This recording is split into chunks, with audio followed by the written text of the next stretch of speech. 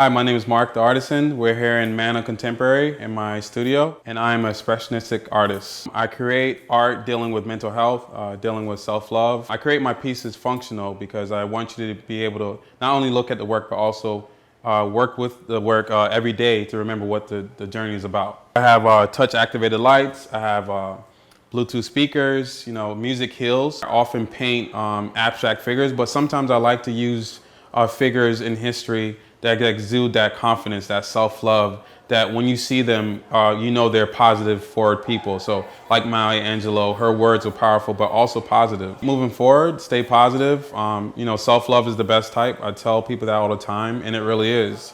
Once you're able to know yourself, love yourself, everything falls into place. And I feel like a lot of the problems in life or in the world is just taking place because a lot of people don't love themselves. They don't know how to deal with themselves, so they exude that negativity. But if we stay forward, stay positive, everything could be beautiful.